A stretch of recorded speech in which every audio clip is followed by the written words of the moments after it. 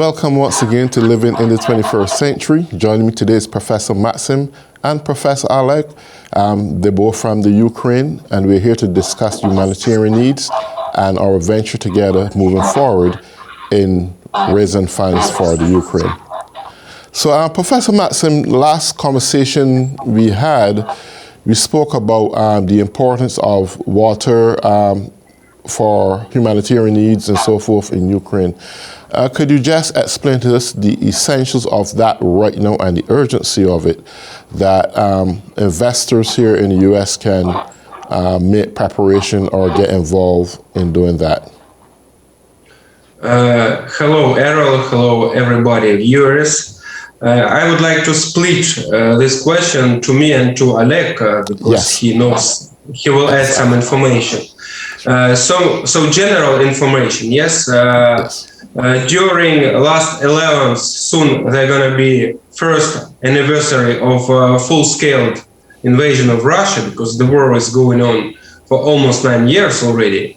But surely last year brought a lot of tragic events to Ukraine and a lot of humanitarian issues. So definitely it's a humanitarian crisis in Ukraine taking place.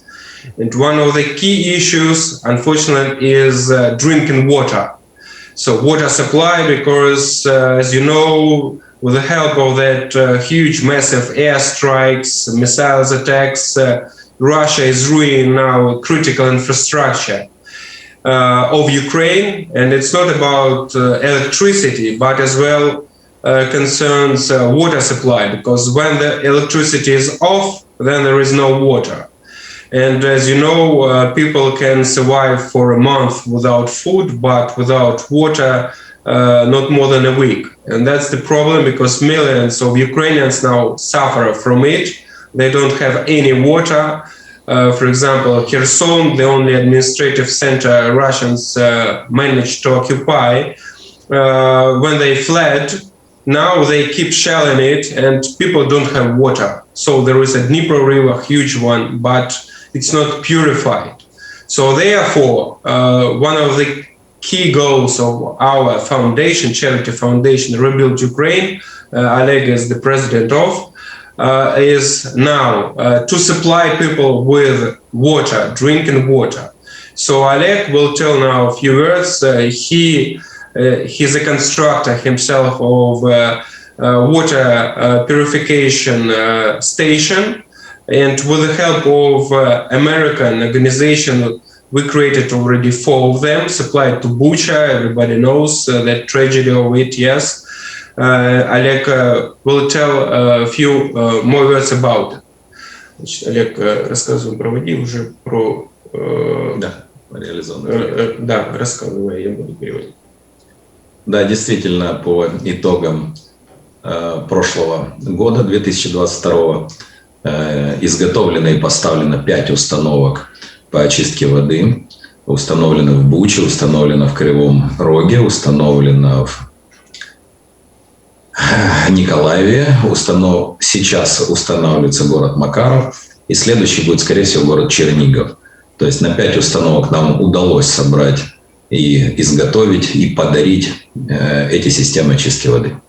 So far, 5 water purification stations have been produced and transferred to the city council, such like, as I mentioned, Bucha, Kryvyi Rih, Kharkov, Nikolaev, and Makarov now is about to be transferred. So maybe Chernihiv. And yes, and Chernihiv as well. So it's the first project and a pretty successful one. But as I have mentioned, I'm already adding, yes, unfortunately we need, well, tens, if not hundreds of such water purification stations, because one water purification station may supply 30,000 of people with clear water.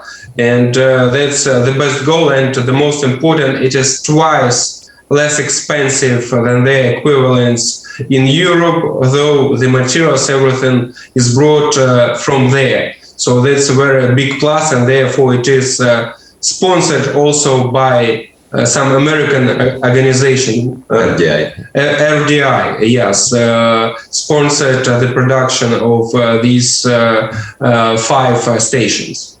But unfortunately, as I have mentioned, we need much more of them, and that's why we are asking you assistants, your organizations, and all American citizens to help to do it, because unfortunately, Ukrainian state cannot supply, doesn't have enough money to do that, because as you know, now everything goes to the army, to buy weapons, to supply, etc., etc.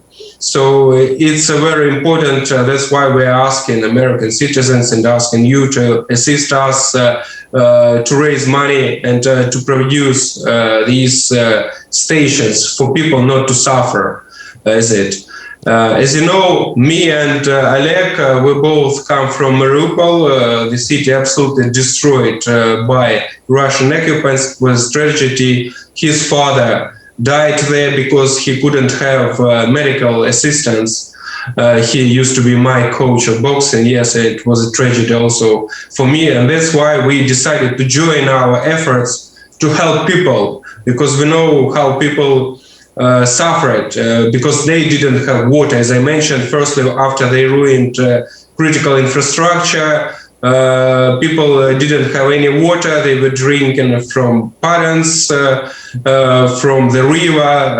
They melted snow, and some people died because they didn't have water, diseases and everything. And to prevent this tragedy, we are asking also for assistance of American citizens to help to prevent more tragedies. Yes, and therefore we need to prepare it now. Beautiful. So I want to make this absolutely clear to every American, whosoever would be listening to this message, or this plea rather. Ukraine is in dire need of water purification plants. This is to enable every single Ukrainian citizen to have access to clean drinking water. Whatever you do or wherever you are, whatever contributions you can make to the Ukrainian society is a plus, and it will be saving someone else's life. Having said that, Professor Maksym, the other thing is, in Let's Rebuild in Ukraine, beyond the water, there are several more humanitarian needs, be it food, clothing. Obviously, shelter is one, but that comes under the umbrella of business opportunities and reinvesting or investing actually in the Ukraine. Now, Let's Rebuild Our Ukraine clearly has their website set up and how you can go about doing things and getting access to the relevant information that they acquire to get things done. So with that being said, could you explain a little bit of potential and future business opportunities to Americans and those who want to, who have lots of money put down and want to invest it in any other areas of development? Is there a way you can speak to those people right now and let them know the details of business opportunities that Ukraine has to offer? Yes, definitely. I will cover, first of all, the humanitarian needs and the problems, yes, we are facing challenges. And then Oleg will tell in details about business opportunities we can propose, yes. So definitely, as I have mentioned, there are about 15 officially million refugees in Ukraine, which left Ukraine. They had to leave Ukraine. So 3-4 millions of Ukrainians are still in Ukraine. So they're inner refugees, and definitely millions already are in need of the housing. They don't have it. So I had this problem. My mother, sister were saved. I evacuated them, but definitely they are renting flat. But of course, it's a tragedy, and their flats are ruined, their houses are ruined, and even now it's a huge problem already in Bucha, in Borodyanka, all around Ukraine, Mariupol, on the front line, millions of people facing this problem because they have nowhere to live. And of course, and to supply them with houses, Oleg created this charity foundation, Rebuild Ukraine, that's what, Rebuild, yes? So the main goal to build smart cities, smart, small local, Oleg will explain now more about it and about business opportunities. Значит, расскажи немножко о городах, да, и о бизнес-возможностях, которые есть вот для инвесторов, именно американских, предоставлен этот основной проект. Я думаю, что здесь нужно на два направления разбить необходимость финансирования. Действительно, как минимум десяток городов нуждается в системе очистки воды питьевой. И это будет как раз и залогом того, что эти города и могут стать теми опорными пунктами, в которых мы и будем строить новые города. Условно говоря, мы выбираем города, нуждающиеся и в воде, и в новом жилье. So, Alexa, we should split the issue to 2 points. So first of all, there are tens of towns, cities which need water purification plants. And there, in that cities nearby, we can also enter around it. Yes, we can build smart cities, which I mentioned, for refugees. So we can combine both doing these charity opportunities and then investments to build around that places already smart cities for refugees. И, безусловно, строительство городов подразумевает предоставление работы, где будут жить и работать эти люди. Если построить город и не дать работу, то это будет депрессивный город. Значит, соответственно, мы строим микрорайон жилой или маленький город на 1000 семей и предоставляем им индустриальную возможность, индустриальный хаб, где они будут работать.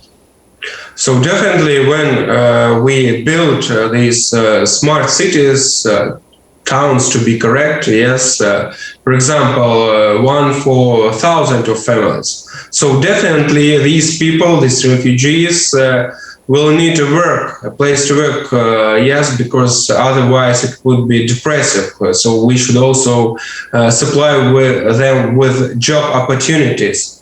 And here we have and will be opened opportunities for investments, because definitely in such towns they're going to be built industrial hubs. Okay. Как вариант. Yeah, Sorry, продолжай. Как вариант развития индустриальных хабов мы взяли несколько направлений. Первое – это переработка сырьевой базы, которая есть на тех громадах, где будут располагаться города. Так как Украина до войны была очень сильно экспортоориентирована, как сырьевая страна, непереработанно вывозились каолиновые глины, зерно, пшеница. У нас переработке подвергалось только подсолнечное масло. Значит, соответственно, сырье вывозилось без первичной переработки. И наши индустриальные хабы будут рассматривать возможность первичной переработки сырья, которая есть в надрах или в агропромышленном комплексе Украины. So the first opportunity and the key direction, yes, it is recycling. As Ukraine before full-scale war was strongly exported-oriented country, yes, we were exporting grain, metals, and raw materials, but we didn't recycle it. So definitely now it's a huge field for investments is recycling of all materials, including first of all agricultural ones, and also other materials and other spheres. Here we can say for a long time it will take a problem to say. So recycling is the first direction. Okay. Второе направление – это восстановление индустриального потенциала. То есть был завод, пусть он даже с устаревшим оборудованием, но к нему подведены все сети. Наружные сети, электричество подведено, вода, канализация, железная дорога. Значит, базово есть промышленное предприятие, которому нужно дать новые индустриальные технологии и продолжить изготавливать. Как, например, Макаровский район, где мы хотим строить первый город, там стекольный завод был, работал, осталась сырьевая база, остался песок, но завод перестал существовать. Необходимость в стекле в Украине огромная. Вся стройка, все стеклопакеты, везде нужно стекло. В Украине стекла нет. Его везли из Белоруссии и из России. Мы понимаем, что эти два направления уже не существуют. Значит, вот индустриальная ниша. Делайте. So the second direction, the main one, is rebuilding. Right. So as Ukraine still has, but used to have much bigger industrial potential, there were plenty of industrial enterprises everybody heard about. Azovstal, for example, in Mariupol, one of the biggest, hugest industrial plants, metallurgic plants in the former USSR, just for example. Now it's absolutely ruined. So, and in these towns, cities, villages where battles took place and continue, yes, a lot of enterprises are ruined, but at the same time, there are resources, material base, infrastructure, electricity supply, etc., water supply was made beforehand. So just the most important now to rebuild it, to rebuild these enterprises and to launch the production. Just for example, as the first small town Makariv, where we are going to build the first our smart city, and we have already all the necessary permissions, yes, and the most important, we have already land. There was a glass production plant. So Ukraine is a huge need of producing glasses. We didn't have, we were importing it from Belarus, from Russia, but there is such a plant which may be rebuilt and will definitely has a huge investment potential, and for then to be a successful enterprise. That's what we are going to do. So both to build there a smart city for refugees, and at the same time to build a glass producing enterprise which will supply all Ukraine its needs, and definitely it's a very good investment project. Третье направление, которое мы объединили, это логистические центры. Так как большое количество и строительных материалов все будет заезжать в Украину, и то, что мы изготавливаем, будет экспортироваться, логистические центры по разным направлениям будут необходимы. И рядом с нашими городами, с центральными магистралями мы строимся, выбираем места хорошие. Логистический центр – это третье направление бизнеса, которое мы будем развивать. And the third and the last one direction we are going to develop is logistics centers.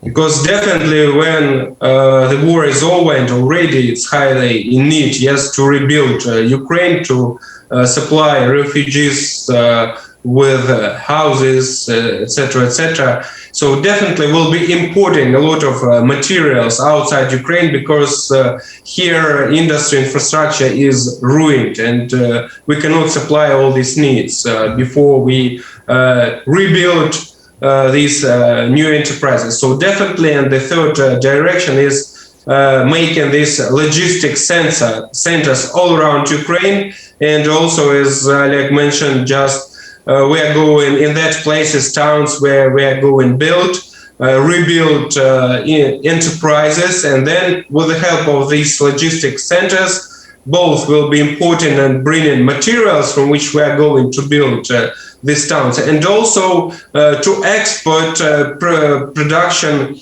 of these enterprises we are going to rebuild in this investments project. So these are three key main directions for investments, which definitely has a huge potential for investors from the United States, and that's what we are asking. You're welcome to participate in that project.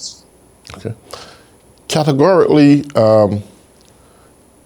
do you have a target business or corporation, or businesses rather, here in the U.S. that you would like to say specifically, here is the moment we should get involved and invest? I mean, believe it or not, banks love to invest in the right kind of projects because it builds wealth for them. Then there are other corporations that would be very well interested in water purification. Then there are some that may very well be willing to build in infrastructure and so forth. Is there like a target audience or a target group of businesses that you would like to speak specifically to get involved? Now is the best time to do so. Олег спрашивает, есть ли специальная целевая аудитория бизнеса, к которым ты хотел бы обратиться, которые могли бы быть заинтересованы в инвестировании в эти проекты, то есть в конкретных сферах? Я думаю, что более правильно ответить так. Мы во время нашей совместной работы, и так как мы и подписали меморандумы о совместной работе, значит, и мы начинаем и продолжаем совместно работать, мы будем готовить свои технико-экономические обоснования бизнеса, которые мы видим наиболее перспективным, отправлять вам, согласовывать, делать шоурум, показывать. И это будет больше конкретики. Потому что сейчас у нас достаточно разговор такой идет на стадии научной проработки, на стадии формирования, на стадии предложения. Расчетного предложения сейчас нет, но могу сказать, что рентабельность, которая нас интересует, это не менее 25-35% рентабельности на привлеченные деньги. Мы говорим о высокорентабельном бизнесе. So Oleg is saying that so far we are at the stage of making proposals. Yes, technical proposals, all agreements. We are doing it. We are developing it, and therefore we signed a memorandum for cooperation with your organization, Errol, and also asking other businesses to ask for. So we are preparing, we're in the process of preparing these proposals. The most important, what we should and must say now, we are oriented on a high profitable project with a level of profit at least 25-30%. So all these projects are going to be about. And taking into account that, as we have mentioned, they're going to be cities, logistics, yes, industrial centers, there will be new and new levels and directions for investments, starting for raw materials, production, exporting, and then building groups. We are doing it, developers, yes, and different kinds of businesses. So we are welcoming, and in the process, if you are interested, we are going to supply you with these business opportunities and prepared proposals. В дополнение к твоим словам я бы сказал, что и технологии, связанные с строительством, теплоснабжения, водоотведения, водоочистка, все, что связано с билдингом, те технологии, которые мы можем применить в строительстве нашего города, нам тоже интересны и тоже you're welcome. Да, and yes, Oleg is adding that what we are looking for and what kind of businesses can be interested. Yes, water purification, water supply, energy supply, infrastructure projects. So all that kind of businesses definitely will be involved in building of our smart cities, and those who have these technologies, they are absolutely welcome to join us and to be a part of our project. Well, great. Maksym, we are wrapping up soon on the last 2 minutes of this program. But I want to just say to the audience out there who's going to be viewing this show is that let's rebuild our Ukraine. The Socio-Economic Development Foundation of Boston and Errol Forde Ministries International had partnered, and it is sealed by the government of Ukraine Justice Department under the knowledge of the Vice Prime Minister. And we're going to work together in unity to see how best we can represent those in Ukraine and assist them in getting the needs they want. So with that being said, feel free anytime to go on Let's Rebuild Our Ukraine website. You'll be hearing more about it as time go on. And we are planning to give your assistance to the best of your ability, plant the seed, the investment opportunities. Let's say it's time to start a new page, and we are here to work with you. So I want to say, Maksym, if there's anything you or Professor Oleg want to say right now at this moment before we wrap up in the next 2 minutes, feel free to do so. Yes, I will express our both points of view because we are short of time. Definitely will appreciate, as you have mentioned, yes, we work in cooperation, we signed memorandum, we have a governmental support approved, and there are plenty. If you go to our website, you can see in details what we have already done and the details of our project. And definitely I would like to ask to addressing to American citizens, please, yes, help us to rebuild Ukraine, to solve these key issues. For example, water supply, it's the nearest and pressing one, and we will be appreciated, and not only us, but hundreds, millions of Ukrainians who are suffering these problems. And also, of course, all the businessmen are welcomed also to look about our projects and welcome to invest. As we have mentioned, it's a highly profited projects, and you will reach two goals, both humanitarian ones, and it can be a very profitable business for years to come, because of course after we win, and definitely we are sure we shall win this war and conquer Russian occupants, there will be huge opportunities for investments, and of course time matters and time precious. Yes, so the sooner you come here, the more competitive you will be very soon, and you will be the first one. So the first one who comes benefits most. Well, thank you very so much. We have just run out of time, and thank you for tuning in on Living in the 21st Century.